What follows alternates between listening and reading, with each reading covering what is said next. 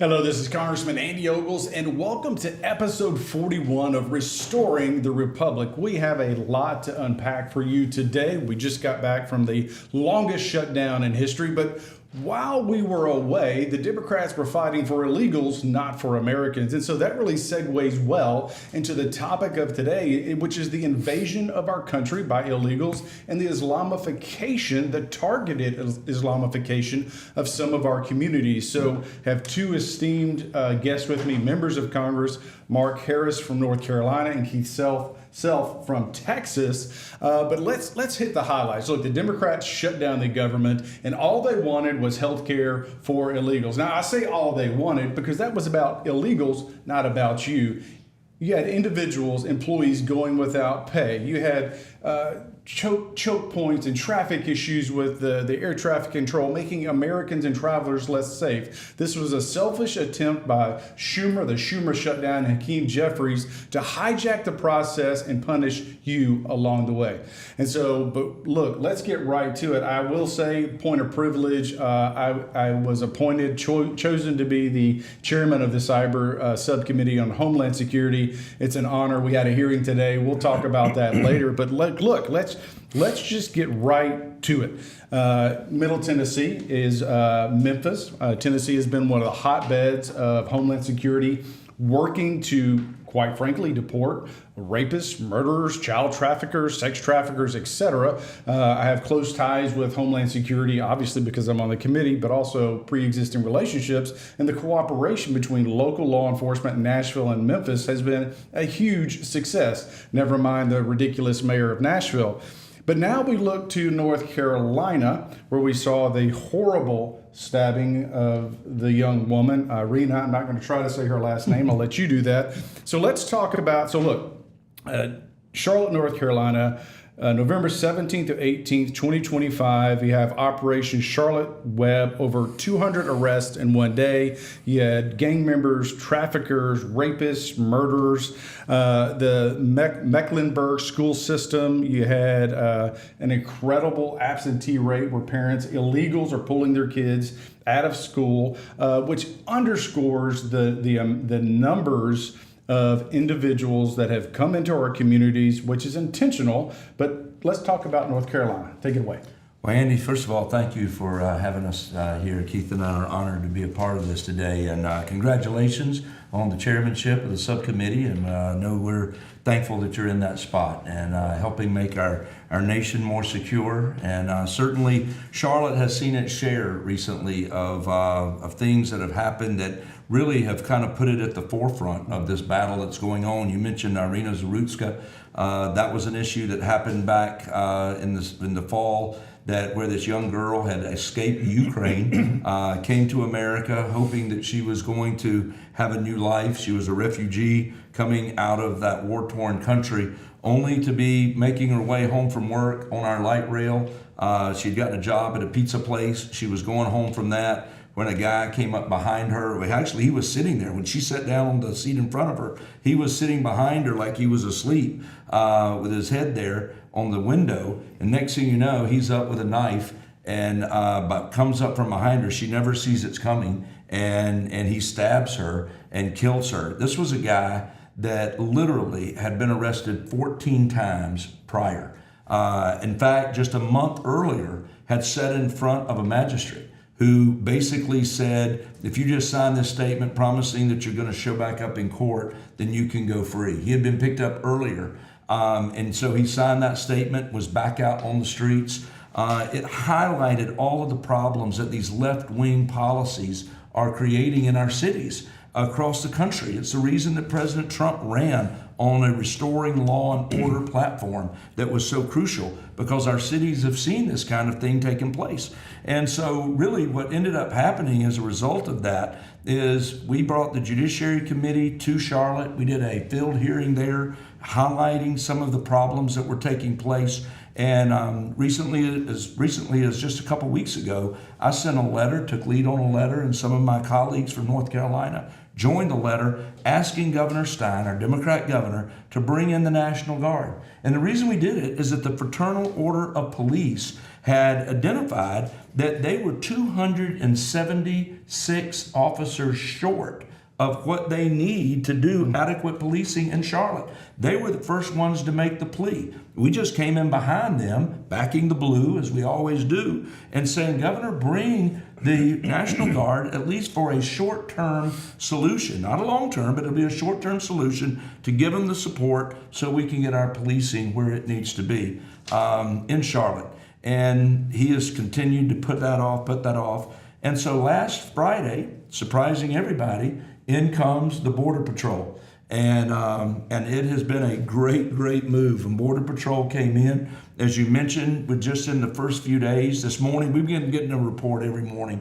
And as of this morning, there's more than 275 arrests that they've made. They are getting people that are in that 18th Street gang. They've gotten people, MS-13 gang members that was arrested. They've gotten people wanted for murder in Honduras. They've gotten individuals. They're taking these folks off the streets of Charlotte. And that's making a huge difference.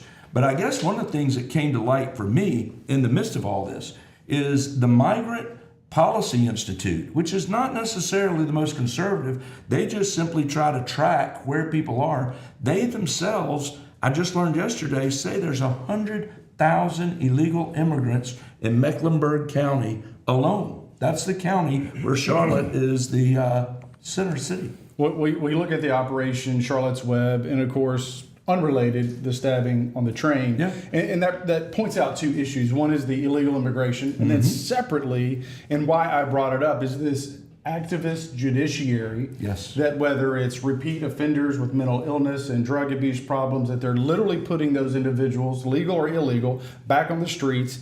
And then also we're being invaded. That's right. And so this is an intentional, in my belief, my mind, intentional by the Democrats. So one would ask Joe Biden, why would you let millions of individuals here come into this country? It's two-pronged, in my opinion. One is when you look at those states that have population flight, like California or Indiana or New York, they're backfilling that population because they're coming to Tennessee. That's right. They're coming to Texas and Florida. But part of it, too, is really to overrun our cities. Yes. And we've seen it in Nashville firsthand. And, you know, I've been a very quite frankly, militant on this issue of illegal immigration. Deport them all. Right. If you want to come here, do it legally. Now, granted, I understand we have to overhaul our immigration system. I know it's broken, but no amnesty, folks. I'm sorry. Right. That's my opinion. I'm not speaking for these congressmen, but let's jump to, I think we have a clip that we can react to, and then after that, we'll shift over to Texas for a minute. Okay. Class typically has 16 students in it. We have 4. District-wide, there are 145,030 students enrolled in Charlotte-Mecklenburg schools. On Monday, 30,399 were absent. 28,136 unexcused.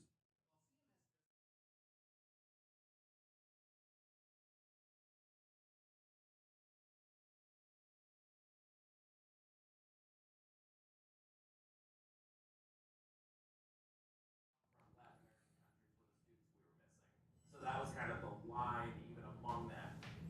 Well, I mean, I think that just underscores, I talked about that in the opening, but just the sheer number, 30,000 students. Like my home county's only 100,000 people. You know what I mean? So that's a small city for much of the United States. And so this underscores the problem we're having across America. And part of it is financial. I mean, obviously, look, I'm a compassionate guy, but if you're going to come here, do it legally. But you, the American people, the taxpayer, you're paying for those services, education, healthcare. Right. You just go right down the list. And then when you look to New York, not to get us off topic, the rent control, right. That's primarily benefits, wait for it, illegals, people that are here illegally. Now, we've seen it in Nashville. We've seen it in other cities across the country, this intentional Islamification. And I get called a racist because of this, but at the end of the day, I'm sounding the alarm. All you have to do is look to Europe. All right. You don't have to believe me. Look at Paris, where there's no-go zones. Look at London, where there are no-go zones. The country of Sweden, roughly 80% of all sexual assaults in Sweden are at the hands of a West African of, quite frankly, Muslim origin. And so we have a problem that has swept across Europe frankly, Eastern Europe has been the buffer. That being said, former communist states. But now we look at conservative states like Texas, and you're seeing it right in your own backyard. Keith? We are, and there's a reason for that. As Texas goes, so goes America. As America goes, so goes the world. They know that they have completed the conquest of Dearborn, Michigan, frankly, Michigan. Right. So now, and I am told by the people who are engaged deeply in this, that they are moving families from Michigan to Texas today. So this is serious. And I've been wondering now for several weeks, actually months, why the jihadists have gone on the offense right now. Why now? Because they have, nationwide. They have. We're seeing more imams do more things that are against the law. So what do we do about it is the question. There's no doubt it's happening. We look at France, we look at the UK, there's no doubt their intent. We know that. So what do we do about it? Frankly, I have taken the position that this Sharia, which is the law of Islam, Islam only has a patina of religion, just a thin patina. It is a legal code that is meant to dominate culture. They come into a different culture, they intend to dominate it. And so I am focused on the rule of law. Just recently on the floor of the House, I mentioned the 13th Amendment, abolition of slavery. There has never been an abolition movement in Islam. The 6th Amendment, impartial juries. They don't even pretend to do that. A Muslim man, a non-Muslim man is inadmissible in a Sharia court. And when you talk about women, women are second-class citizens under Islam. There is no doubt about it. I mean, they teach classes on how to properly beat your wife. It's something we cannot even fathom. So we need to understand, first of all, they are intent on changing our culture to Sharia. As long as we understand that, as long as America wakes up, we'll be okay. But I will tell you that the Sharia, the jihadists, they're very open. They will use our freedoms, they will use our laws against us. Absolutely. Because they consider them too soft and they believe that they can get around them. That's what's happening in America. Well, I mean, I've been a pretty loud voice critic of Mamdani and sounded the alarm that they were electing a Marxist, socialist, a communist. I mean, he checks all the boxes, Muslim. But that being said, we have a clip to play. But I think some might say, well, fine, three white congressmen, they don't like them, whatever. You don't have to listen to us. Read the Quran. Read their book. Listen to the imams, and not the ones that are in Afghanistan and the Middle East, the ones that are here on U.S. soil, preaching in Tennessee, preaching in Texas, and they are literally advocating for the overthrow, undermining and overthrow of the United States and our way of life. They know they can't invade us. All right, all of the Muslim countries, none of them have the capabilities of doing that. So the only thing they can do is essentially come to our nation and breed their way through our society. And I hate to say that, that's harsh, it's going to offend somebody. So what? Wake up, play the clip.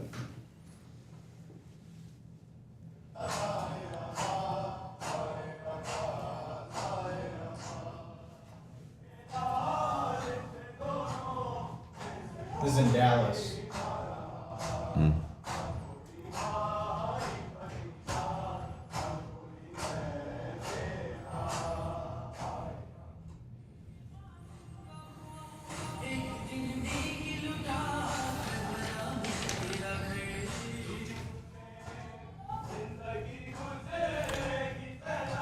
And so as you watch this video, again, this is not in the Middle East. It's not London or Paris where you might expect to see it. This is in the heartland of America. I mean, this is this is Yo South. This is Texas. By the way, without Tennessee, there wouldn't be a Texas, but we can talk about that later. Remember the Alamo. But there's been a controversy that is now boiling over about this huge community where essentially they want to create their own town. There's going to be, several 100,000 homes, whatever. They want to have their own school. And they quite frankly, it would become a no-go zone for Christians or individuals who are not of their faith. But I think this is emblematic of the issue where they're not just doing it in Dearborn, Michigan, or up in Minnesota. You saw the election up there where the Somali guy, the only reason why he wasn't elected is that you had two clans within the Somali community and they hate each other. Right. And so the only thing they could do is the voters voted for the wackadoodle socialists, which again, that was your choice. You had the wackadoodle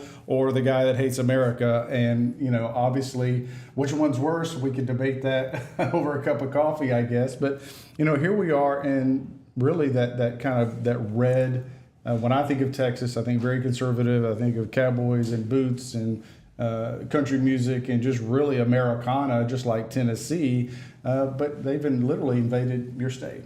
Well, that clip that you just showed, that was 10,000 people. Wow. You only showed a small part of it. That's right. So, look, we need to make sure that no one is intimidated, because this epic city, they renamed the Meadow that you referred to. But there are other places in the town of Murphy. There's an area where all the street names are named after Muslim heroes. So this is well beyond Epic City. But Epic City has about almost 500 acres. They've got another 1,200 or so under contract. So this will be a major area. It's going to be built around a mosque, and they're going to use, and this is a key point, they're going to use contract law to get Sharia into our system. They already do it with divorce contracts. And we've had a case in my district where in the divorce, a Sharia court said, yes, you have to accept the divorce contract, but the women got nothing. And because it was a contract, a U.S. court accepted it. Wow. We have got to stop that. We cannot allow Sharia to insert itself even into our judicial system. So the contract law in now called the Meadow, this epic city, it's very strict. You can invest a certain amount of money. If you're the right person, you can actually build a house because of your investment. When you get ready to sell it, they will make sure not only are you the right kind of person to buy it, but you have to sell it to the right kind of person. So yes, this will be a Muslim city if it goes through. Well, and I think this underscores, again, we fought a Cold War over communists, Marxists trying to infiltrate our government and our institutions. And I think that was more widely accepted and obviously necessary. But I think our history is repeating itself. But the difference now is that it's Islam, and that Islam recognizes that they can't win a war with us. Even if they have kinetic, asymmetric type attacks like 9/11, at the end of the day, the pain point is so severe for them in their homeland that it's probably not worth it. So the only thing they can do is to come to this country, weaponize the Constitution, weaponize our state constitutions and our laws against us. But now we find ourselves, are we going to wake up? Are we going to recognize is that we are now on this next Cold War, where we have to identify the new enemy, which is Islam, and we have to, quite frankly, get back to our roots. When you look historically, William Penn set up the state of Pennsylvania. He was a Quaker. He called this his religious experiment. He was religiously tolerant, but that being said, you had to abide by our values and you had to assimilate into the community. Yeah. The faith of Islam does not allow for assimilation. Now, they'll sugarcoat it. They have that fine veneer that you mentioned, but at the end of the day, they are here to weaponize their religion against us, weaponize our own faith and our Constitution against us. And if we don't wake up, we will, mark my words, be just like Paris, just like France, just like London and the UK. And if we don't wake up and we delay, it'll be too late. We have votes, and so just really want to close, give you each the opportunity to kind of talk about your perspective on immigration, whether it be just the illegals from Latin America and wherever, Islam, and of course to you, Keith. Well, and I want to point out, Keith asked a question I thought was a really interesting question. Why now? What is with the timing that the imams have become more aggressive? I don't have the answer to that, but I think it's a fascinating question. I have to wonder, is it because now is a time they want to test our resolve? Do we have a resolve? Do we have a real foundation in our faith that is going to be strong, that is willing to expose the reality that is behind what they're doing? I think that's crucial. I do feel like that this is a crucial time we're seeing in Charlotte. It is again once thrown a spotlight on what has happened in our city. We've got to do something. The leadership in our city has become more and more to the left. The decisions that they're making are more and more to the left. And I think the citizens have got to wake up and recognize that we've got to be engaged. And, you talk about the faith. As a pastor for 36 years, one of the things I have emphasized time and again is that we need pastors to be willing to be courageous, to be willing to speak the truth unapologetically, week in and week out, and help equip your people. In fact, I try to tell folks all the time, if there's anything you can do as a pastor, you need to be willing to make sure your people have an awareness of what's going on in our culture right now. You need to be willing to equip them for being able to stand in these days and know how to share truth in the midst of a lot of error that's going on. And then you've got to be willing to mobilize. You've got to be willing to get your people engaged and involved. And if there's anything we can do as we come into the midterms, I think it's important for folks to recognize the seriousness of the moment that we are facing, and we've got to begin to be more engaged than we've ever been before. And I'll follow up on your point as to why now. I think part of it is timing. I think they recognize the fact that the midterms are approaching. There could be a flip in the House, that the president only has one term. You have another election. But they've had these sweeping victories in Europe, especially in the mayoral races. Now you have Mamdani in New York. You've had these kind of really socialist candidates come out of the woodwork, and that socialist Marxist, it overlaps well with the Muslim kind of agenda. And so I think part of it is sometimes you don't know until you're in the moment if the timing is right. And I think they're seeing this as this window of this kind of this Overton window where this is their moment. But I am here to say that I'm going to push back and I'm going to fight. And then I'm with you. The pastors need to stand up and recognize that our our Christian values, quite frankly, is what's going to save this nation. We are a light on the hill, and we need to defend it like hell. Pardon my French, Pastor. But to you, Keith, in Texas, I mean, obviously, there's a lot to unpack here, but we've secured the border. The incursions are at a minimum. Obviously, we have threats from China and all these other things, but we have this internal threat, that fifth column that again is, I think we all need to be aware of, those threats from within. And I think Islam currently is the fifth column. Well, I am original co-sponsor on 3 bills that have already been filed. I am dropping another bill today to declare the 5 imams that have a fatwa against Trump and Netanyahu as specially designated global terrorists.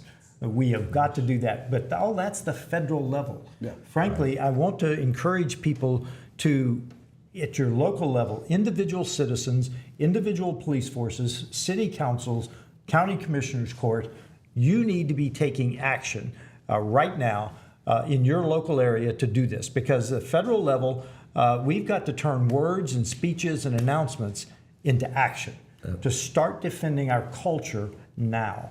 There are plenty, and we could go into them, plenty of actions under Sharia that are illegal according to our law. Let's make sure we don't let anything slip. So, Keith, where can individuals find you online? Whatever the format is, Rep. Keith Self. And of course, obviously he's on socials, and there's an official campaign page. Mark? Just Rep. Mark Harris, NC 8. Well, I'm Congressman Andy Ogles, Tennessee's 5th Congressional District. This is Mark Harris from North Carolina, Keith Self from Texas. We are here as patriots warning you it's time to wake up, get involved, get engaged, make sure that your member of Congress is doing and saying what we're doing, which is warning America about this invasion. Thanks to President Trump for securing our border. Now it's our job to defend this nation, defend the shining light on the hill, and never ever back down. Thank you for tuning in, and God bless.